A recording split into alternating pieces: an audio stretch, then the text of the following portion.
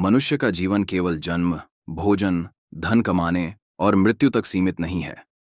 प्रत्येक मनुष्य के भीतर एक दिव्य चेतना, एक अमर आत्मा विद्यमान है। जब यह आत्मा जागने लगती है, तब जीवन में ऐसे परिवर्तन आने लगते हैं जिन्हें सामान्य लोग समझ नहीं पाते। कई बार व्यक्ति सोचता है कि उसके जीवन में सब कुछ अचानक क्यों बदल रहा है, पुराने संबंध क्यों टूट रहे हैं, मन संसार से क्यों ऊबने लगा है, भीतर बार बार ईश्वर की ओर आकर्षण क्यों बढ़ रहा है। वास्तव में यह सब संयोग नहीं है। यह संकेत हैं कि परमात्मा आपकी चेतना को ऊंचे स्तर पर ले जाना चाहता है। आध्यात्मिक जागरण कोई चमत्कार नहीं, बल्कि आत्मा की अपने वास्तविक स्वरूप की ओर वापसी है।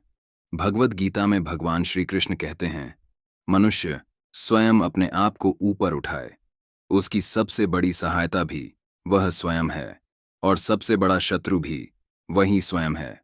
जब आत्मा जागती है तो जीवन में निम्नलिखित संकेत दिखाई देने लगते हैं। पहला और सबसे महत्वपूर्ण संकेत यह है कि जिन वस्तुओं, लोगों और सुखों में पहले आनंद आता था, अब उनमें मन नहीं लगता। धन, पद, प्रसिद्धि, भोग विलास, सब कुछ होते हुए भी भीतर खालीपन महसूस होता है। यह उदासी नहीं है, बल्कि आत्मा का यह संदेश है कि स्थायी आनंद संसार में नहीं, परमात्मा अर्थात मनुष्य धन से कभी संतुष्ट नहीं हो सकता। जब यह अनुभव होने लगे कि बाहरी उपलब्धियां मन की प्यास नहीं बुझा सकती, तब समझिए आत्मा जागने लगी है। पहले अकेलापन कष्ट देता था, अब एकांत प्रिय लगने लगता है। व्यक्ति भीड़ से दूर बैठकर ध्यान करना, प्रकृति को देखना या मौन में रहना पसंद करता है। क्यों? क्योंकि आत्मा का संबंध मौन से है। ईश्वर बाहर नहीं, भीतर है। इसलिए भीतर उतरने की इच्छा बढ़ती है। अब मन केवल जानकारी नहीं चाहता, बल्कि सत्य जानना चाहता है। ऐसे व्यक्ति के मन में प्रश्न उठते हैं, मैं कौन हूं? मृत्यु के बाद क्या होता है? जीवन का उद्देश्य क्या है? ईश्वर क्या है? आत्मा अमर कैसे है? यही प्रश्न आध्यात्मिक यात्रा का प्रारंभ है। अष्टावक्र गीता कहती है, बहुत लोग सोचते हैं कि आध्यात्मिक व्यक्ति का जीवन आसान होगा, परंतु सच्चाई इसके विपरीत है। जब ईश्वर आपको ऊंचा उठाना चाहते हैं, तब पहले आपको मजबूत बनाते हैं। कठिनाइयां आपके भीतर धैर्य, करुणा और विश्वास का निर्माण करती हैं। सोना आग में तपकर ही कुंदन बनता है। इसी प्रकार आत्मा भी संघर्षों में निखरती है। जब आत्मा जागती है तो हृदय संवेदनशील हो जाता है।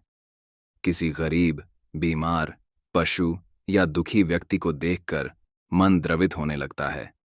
अब केवल अपना सुख महत्वपूर्ण नहीं लगता, दूसरों की सहायता करने की प्रेरणा आती है।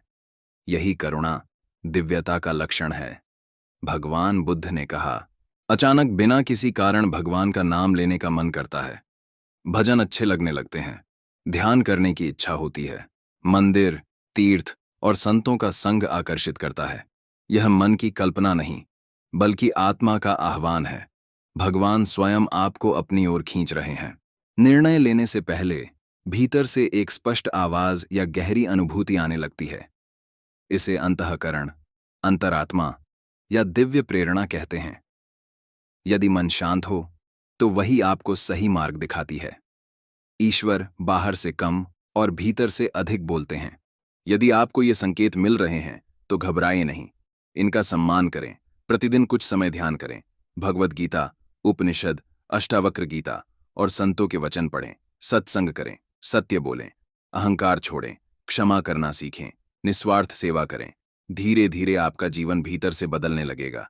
मन शांत रहता है, क्रोध कम होता है, भय घटने लगता है, मृत्यु का डर कम हो जाता है, प्रेम और करुणा बढ़ती है, ईश्वर पर विश्वास दृढ़ हो जाता है, जीवन का उद्देश्य स्पष्ट होने लगता है। आध्यात्मिक जागरण का अर्थ यह नहीं कि आप संसार छोड़ दें।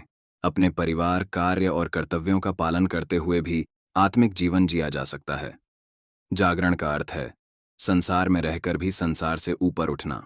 यदि आपके जीवन में ये 7 संकेत दिखाई दे रहे हैं, तो समझिए कि आपकी आत्मा धीरे धीरे जाग रही है।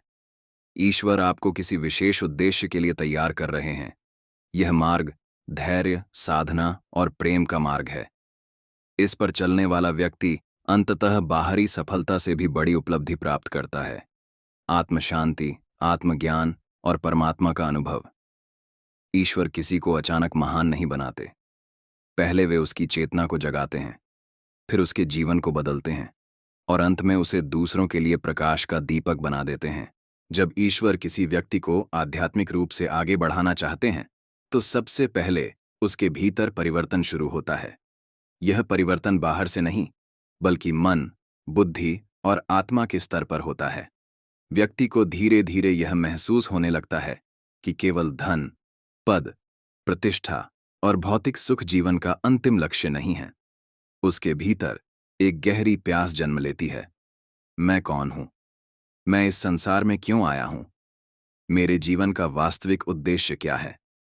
इसी अवस्था को आत्मिक जागरण की शुरुआत कहा जाता है। ईश्वर का कार्य अक्सर बहुत शांत ढंग से होता है। वे हमेशा चमत्कार करके मार्ग नहीं दिखाते, बल्कि जीवन की घटनाओं, अनुभवों और परिस्थितियों के माध्यम से मनुष्य को परिपक्व बनाते हैं। कई बार जिन कठिनाइयों को हम दुर्भाग्य समझते हैं, वही हमारे जीवन का सबसे बड़ा आध्यात्मिक पाठ बन जाती है। असफलता हमें विनम्र बनाती है, दुख हमें संवेदनशील बनाता है और संघर्ष हमें भीतर से मजबूत करता है। आत्मा के जागने पर व्यक्ति दूसरों की गलतियों से अधिक अपनी कमियों को देखने लगता है। वह आलोचना करने के बजाय स्वयं को सुधारने का प्रयास करता है। उसके भीतर क्षमा, करुणा, धैर्य और प्रेम जैसे गुण स्वाभाविक रूप से बढ़ने लगते हैं। उसे महसूस होता है कि प्रत्येक जीव में उसी परमात्मा का अंश विद्यमान है।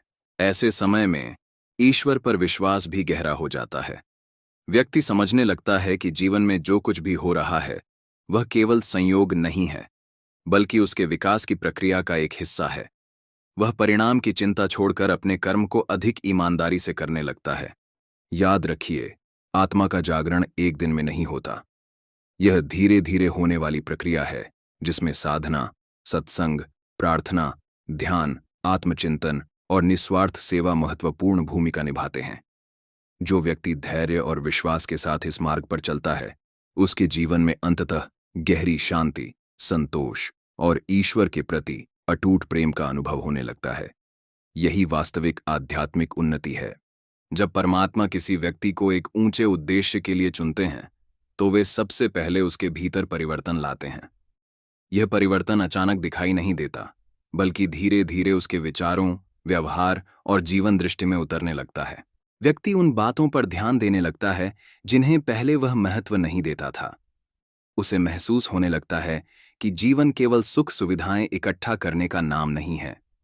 उसके भीतर सत्य, प्रेम, करुणा और ईश्वर के प्रति श्रद्धा का उदय होने लगता है। यही आध्यात्मिक जागरण का प्रारंभ है। इस समय जीवन में कई ऐसी घटनाएं घटती हैं जो सामान्य दृष्टि से कठिन लगती हैं। कभी प्रिय व्यक्ति साथ छोड़ देते हैं, कभी योजनाएं असफल हो जाती हैं, तो कभी अकेलेपन का अनुभव होता है। लेकिन यदि इन्हें आध्यात्मिक दृष्टि से देखें, तो ये घटनाएं व्यक्ति को भीतर से मजबूत बनाने का कार्य करती है। जैसे कुम्हार मिट्टी को थपथपाकर सुंदर घड़ा बनाता है, वैसे ही ईश्वर भी मनुष्य के व्यक्तित्व को तपाकर उसे श्रेष्ठ बनाते हैं। धीरे धीरे व्यक्ति को यह अनुभव होने लगता है कि बाहरी परिस्थितियां चाहे जैसी हों, वास्तविक शांति भीतर ही मिलती है। वह हर दिन कुछ समय प्रार्थना, ध्यान, जप या आत्मचिंतन में बिताना चाहता है। उसे लगता है कि जब वह ईश्वर से जुड़ता है, तब उसका मन शांत और हल्का हो जाता है। एक और महत्वपूर्ण परिवर्तन यह होता है कि व्यक्ति दूसरों को बदलने की अपेक्षा स्वयं को बदलने का प्रयास करने लगता है। वह क्रोध के स्थान पर धैर्य, घृणा के स्थान पर प्रेम और प्रतिशोध के स्थान पर क्षमा को अपनाने लगता है। यही परिवर्तन उसकी आत्मा को और अधिक प्रकाशित करते हैं। भगवद गीता का संदेश है कि जो व्यक्ति सुख दुख, लाभ हानि और मान अपमान में संभाव बनाए रखता है, वही वास्तव में आध्यात्मिक प्रगति कर रहा होता है। ऐसा व्यक्ति बाहरी परिस्थितियों का दास नहीं रहता, बल्कि अपनी अंतरात्मा के प्रकाश में जीवन जीने लगता है। यदि आपके जीवन में भी ऐसे परिवर्तन आ रहे हैं, तो उन्हें बोझ या दुर्भाग्य न समझें। संभव है कि ईश्वर आपको एक नई दिशा, एक नया उद्देश्य और एक उच्चतर जीवन देने की तैयारी कर रहे हों। इसलिए धैर्य रखें, विश्वास बनाए रखें और अपने सद्कर्मों, प्रार्थना तथा साधना को निरंतर जारी रखें। समय आने पर आपको स्वयं अनुभव होगा कि जिन कठिनाइयों से आप गुजरे वही आपकी सबसे बड़ी शक्ति बन गईं। याद रखें, आध्यात्मिक जागरण का अर्थ संसार से भागना नहीं, बल्कि संसार में रहते हुए भी अपने भीतर ईश्वर के प्रकाश को जागृत करना है। जब यह प्रकाश प्रकट होता है, तब व्यक्ति केवल अपना जीवन ही नहीं, बल्कि अपने आसपास के लोगों के जीवन में भी आशा, प्रेम और प्रेरणा का स्रोत बन जाता है। बहुत से लोग यह प्रश्न पूछते हैं कि यदि ईश्वर हमसे प्रेम करते हैं, तो हमारे जीवन में कठिनाइयां क्यों आने देते हैं? इसका उत्तर आध्यात्मिक दृष्टि से अत्यंत गहरा है। ईश्वर किसी को दंड देने के लिए परीक्षा नहीं लेते, बल्कि उसे उसके वास्तविक सामर्थ्य से परिचित कराने के लिए जीवन की चुनौतियों से गुजारते हैं। जैसे एक शिक्षक केवल उसी विद्यार्थी की परीक्षा लेता है जिसे वह अगले स्तर पर पहुंचाना चाहता है, वैसे ही परमात्मा भी उसी व्यक्ति को जीवन के महत्वपूर्ण अनुभवों से गुजारते हैं जिसे वे आध्यात्मिक रूप से ऊंचा उठाना चाहते हैं। परीक्षा का उद्देश्य गिराना नहीं, बल्कि योग्य बनाना होता है। कई बार ऐसा लगता है कि हमारे सभी प्रयास विफल हो रहे हैं। जिन लोगों पर हमने भरोसा किया वे साथ छोड़ देते हैं। जिन योजनाओं के लिए हमने वर्षों मेहनत की वे पूरी नहीं होती। उस समय मन में निराशा आ सकती है, लेकिन बाद में जब हम पीछे मुड़कर देखते हैं तो समझ में आता है कि यदि वे घटनाएं न हुई होतीं, तो हम आज जितने परिपक्व, धैर्यवान और विवेकशील हैं, उतने कभी नहीं बन पाते। ईश्वर का कार्य हमेशा हमारी इच्छा के अनुसार नहीं होता, बल्कि हमारे सर्वोत्तम हित के अनुसार होता है। हम वर्तमान को देखते हैं, जबकि परमात्मा हमारे पूरे जीवन और उसके उद्देश्य को जानते हैं। इसलिए कभी कभी वे हमारे सामने ऐसे मार्ग खोलते हैं जिनकी हमने कल्पना भी नहीं की होती। जब आत्मा जागने लगती है, तब व्यक्ति धीरे धीरे शिकायत करना छोड़ देता है और हर परिस्थिति से सीखने का प्रयास करता है। वह समझने लगता है कि प्रत्येक अनुभव, चाहे वह सुखद हो या दुखद, उसे कुछ न कुछ सिखाने आया है। यही दृष्टिकोण आध्यात्मिक विकास का आधार बनता है। ऐसी अवस्था में प्रार्थना का स्वरूप भी बदल जाता है। पहले व्यक्ति ईश्वर से केवल अपनी इच्छाएं पूरी करने की प्रार्थना करता था, लेकिन अब वह कहता है, हे प्रभु, मुझे सही मार्ग पर चलने की बुद्धि, हर परिस्थिति में धैर्य और आपकी इच्छा को स्वीकार करने की शक्ति दीजिए। यही समर्पण आत्मा को ईश्वर के और निकट ले जाता है।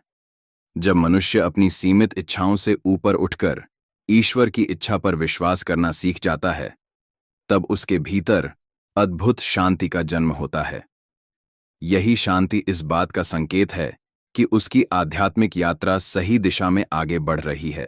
इसलिए यदि जीवन में संघर्ष चल रहा है, तो तुरंत यह निष्कर्ष न निकालें कि ईश्वर ने आपका साथ छोड़ दिया है। कई बार वही संघर्ष आपके भीतर छिपी शक्ति, विश्वास और दिव्यता को जागृत करने का माध्यम बनता है। धैर्य, श्रद्धा और सत्कर्म के साथ आगे बढ़ते रहें। उचित समय आने पर ईश्वर आपको वहां पहुंचा देंगे जहां पहुंचने की आपने कभी कल्पना भी नहीं की होगी। यह भाग आपके पहले वाले लेख के साथ स्वाभाविक रूप से जुड़ जाएगा और विषय को और अधिक गहराई देगा।